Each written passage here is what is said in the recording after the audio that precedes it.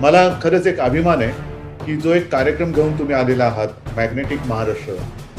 Magnetic Maharashtra, magnetic मध्येच एक ताकत है और ये ताकत कुछ लोग आ रहे हैं, आज भी आ रहे हैं, कुछ आपसे भी मिलेंगे, अरे भाई साहब हमारे यहाँ भी आ जाओ, लेकिन उनको पता नहीं कि अपना मैग्नेटिक जो एक ताकत है वो इतना जबरदस्त है कि अपने यहाँ से वहां उनके यहाँ कोई जाना तो दूर ही, लेकिन ऐसे नहीं हो जाए कि उनके यहाँ से हमारे यहाँ कोई लोग आ जाए. कारण महाराष्ट्र एक वेगळं राज्य आहे, वेगळे संस्कार है, संस्कृति है, कल्चर तो है ही, और इसलिए महाराष्ट्र आगे बढ़ रहा है. हमें कोई जेलसी नहीं कि दूसरा कोई आगे बढ़ सकता है, चलो रेस कॉम्पिटिशन करो, बढ़ो आगे, हमें कोई आपत्ती नाही आहे. पण ओढून ताणून कोण जर का घेऊन जात असेल तर ते ऑफकोर्स मी काय होऊ देणार नाही. आपणही मला असं वाटतं कोणी जायला तयार होणार नाही. काय काय जणांनी तर मास्कची इंडस्ट्री उघडलेली आहे, चांगलं आहे. एक एक गोष्ट संकटामध्ये सुद्धा पुढे कसं जायचं हा मार्ग आपल्याला शोधत जावा लागतो. पण ज्या वेळेला हे संकट कमी होईल तेव्हा मी नक्की आपल्याकडे येईन, आणि नुसतं मी आपल्यासोबत तिकडे आलो म्हणजे आपल्या बरोबर आहे अशातला भाग नाही. आता सुद्धा आपले माननीय उद्योग मंत्री सुभाष देसाईजी तुमच्या सोबत आहेतच. तुम्ही सगळे मला ओळखता, माझ्या कुटुंबाला ओळखता, आमच्या जनरेशन्सना ओळखता तुम्ही. ह्याच्यामुळे मला आणखीन वेगळं काही भाषण करण्याची आवश्यकता नाहीये.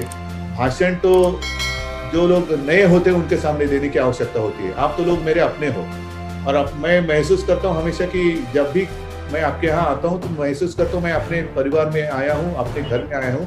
तो घर में उठकर कोई भाषण नहीं देता. ठीक है, घर में एक फैमिली है, परिवार है.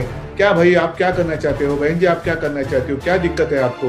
आता तर आपलं राज्य आहे, सत्ता आहे आपल्या हातामध्ये, आणि दोघांचं उद्दिष्ट एक आहे, राज्य को आगे बढ़ाना है. याच्यामध्ये कुठली काही अडचणी असतील, अडथळे असतील तर ते आपण नक्की दूर तर करतोच आहोत.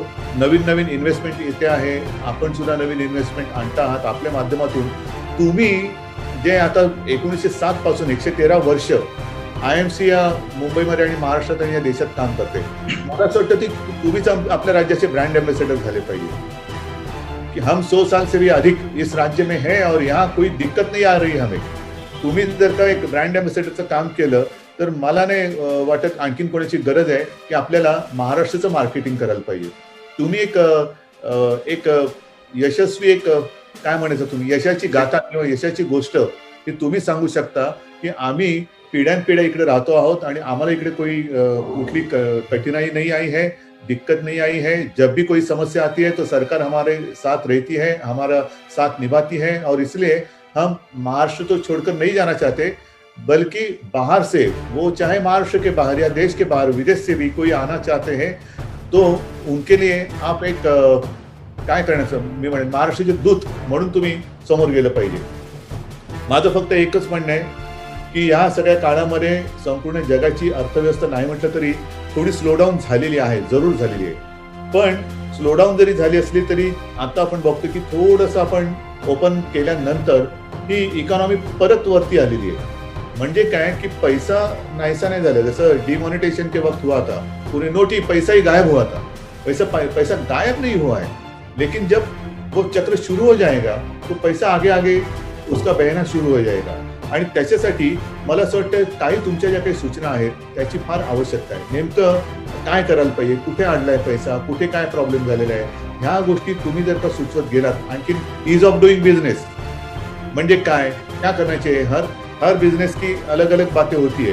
नुसतं ईज ऑफ डुईंग बिझनेस म्हणून होणार नाही, तर प्रत्येक बिझनेसला काय करायला पाहिजे, अटी शर्ती कोणत्या थोड्याशा सोप्या केल्या पाहिजेत. परवानग्या आता आपण खूप कमी केलेल्या आहेत, आणखीन पण करतो आहोत. एक प्यारा शब्द होता है वन विंडो सिस्टम.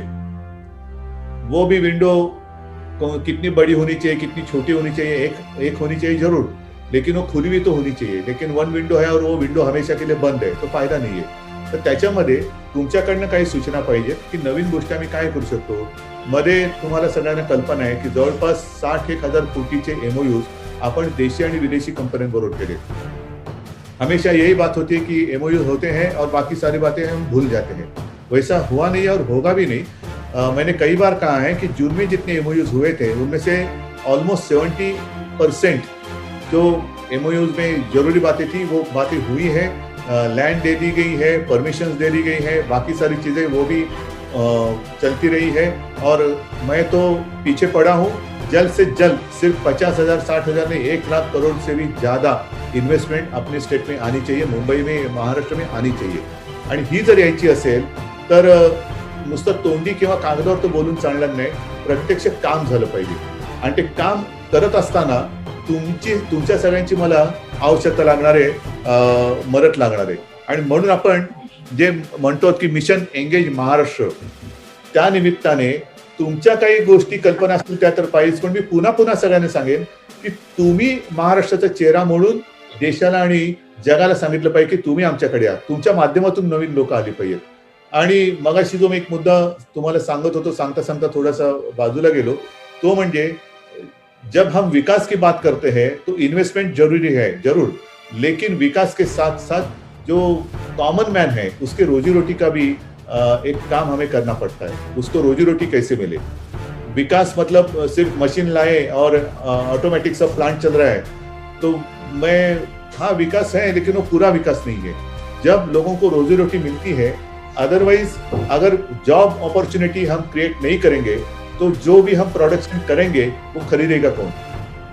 जे कस्टमर आहेत तो कॉमन मॅन आहे, त्यांची बाईंग कॅपॅसिटी, परचेसिंग पॉवर तुला वाढली पाहिजे. आणि ती वाढवायची असेल तर जॉब ऑपॉर्च्युनिटी म्हणजे आपल्याकडे आपण महाजॉब पोर्टल वगैरे जे केलेले का केलेले आहे, तो ज्यादा से ज्यादा लोक उनको काम मिले, त्यांच्या घरातली चूल पेटेल.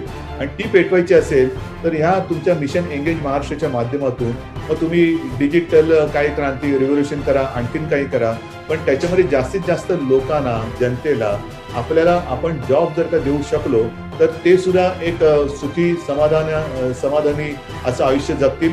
महाराष्ट्र पण पुढे जाईल, तुम्ही सुद्धा पुढे जाणार आणि महाराष्ट्र एक वेगळं उदाहरण ह्या विचित्र कोविडच्या परिस्थितीमध्ये जगाच्या समोर ठेवू शकेल की सगळीकडे अडीअडचणी असताना महाराष्ट्राने एकमेकाला सांभाळून, मग ते वर्कर्स असतील, इंडस्ट्रियलिस्ट असतील, त्यांना एकमेकाला सांभाळून, एकमेकाचा हात पकडून, सरकारचा पाठिंबा घेऊन, सरकारचं तर साथ सोबत तर आहेच, ती घेऊन पुढे कसं जायचं हे महाराष्ट्र दाखवून देऊ शकेल. आणि म्हणून मला असं वाटतं की ह्या अभियानाचं उद्घाटन माझ्या हस्ते करताय.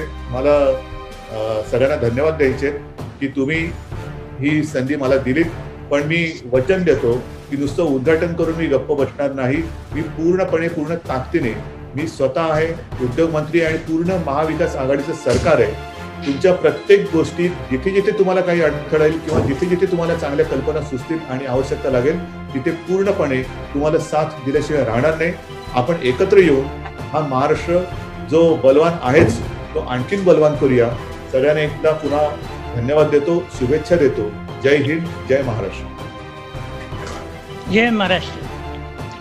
थैंक यू उद्धव भाई, आपने जो आपके वचन कहे हमको, and we are really enthused by your words and we will follow what you have said. इसीलिए हमने एंगेज महाराष्ट्र का मिशन लिया है क्योंकि ये हमारा स्टेट है. हम यहाँ से स्टार्ट किए हमारी जर्नी. आज 113 साल हो गए हैं और हमें महाराष्ट्र में ही हैं. आगे हमारा है मेंबरशिप सब जगह इंडिया में, बट मेन हमारा गढ़ ही महाराष्ट्र है.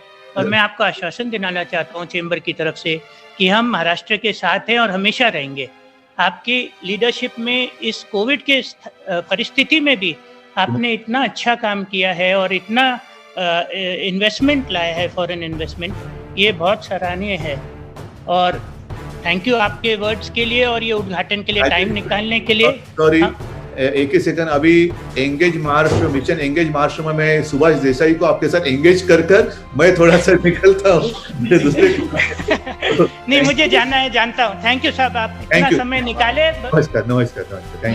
थैंक यू उद्धव भाई, थैंक यू.